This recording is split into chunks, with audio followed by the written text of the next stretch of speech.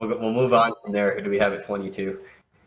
So right after Carmelo Anthony, we have a player who is used to be considered a much higher player in this list as well. A former Defensive Player of the Year, again one of the best defensive players in the whole league, and also one of the best playmaking power forwards in the league, if not the best playmaking power forward in the league, Draymond Green.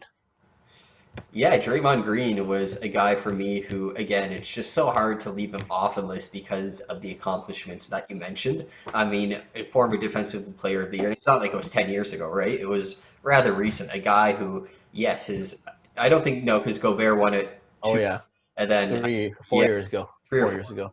Within the last 5 years, he has won Yeah. it. I mean, a guy who, yes, he has regressed a bit in areas where he was never the best shooter, and he's just gotten essentially worse. But he's still so good at so many elements. I mean, the thumbnail we have him in, of him is him ball handling, and that's because when Steph Curry is not on the floor, he's pretty much a primary ball handler. The guy had 6 assists, 6.5 assists last year, and that's not even his highest total.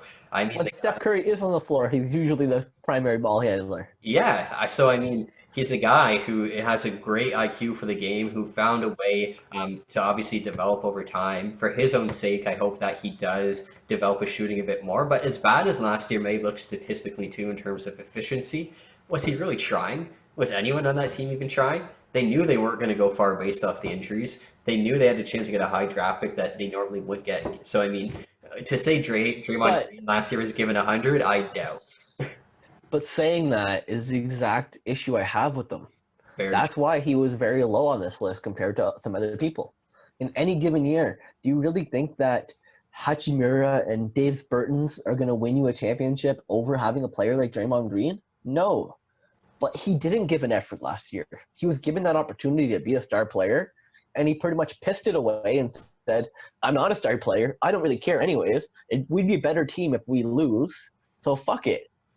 No, who in their right mind wastes their year age 30, 29 years year? It's just ridiculous to think of. And I mean, to think of it too, I mean, a guy who was first in assists at his position by a pretty good margin, a guy who was first in steals at his position as well, and he still finishes outside the top 20. How do you finish And it first, wasn't close. right? How do you finish top two in two key categories and still finish so low on this list? And it's because, like there's just so much lack of effort on the offensive end. Whether it's him in the gym, just be finding a way to be consistent, him finding a way to create more shots, whatever it is. But I mean, a guy in terms of field goal percentage, he was 85th.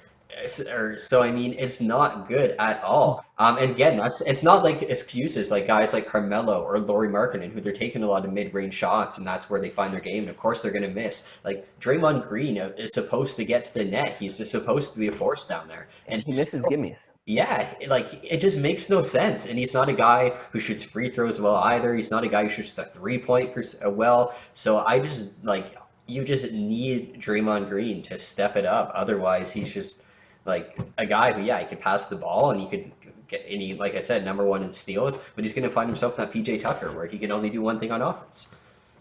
And that's pretty much where he is right now, which is sad to say considering his offensive IQ, his playmaking ability, his defensive anchor ability, his switching off of any position.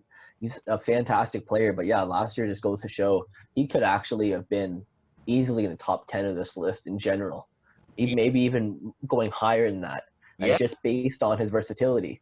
again, yeah, ninth in defensive rebounding. So a guy, again, three categories, top 10, first in two of them, but then 27% of threes, and he took three per game. Like, if you're not a good three-point shooter, why are you shooting so much? And he just doesn't care. Like, he has a three-point line, he's like, oh, I might miss, takes it anyway.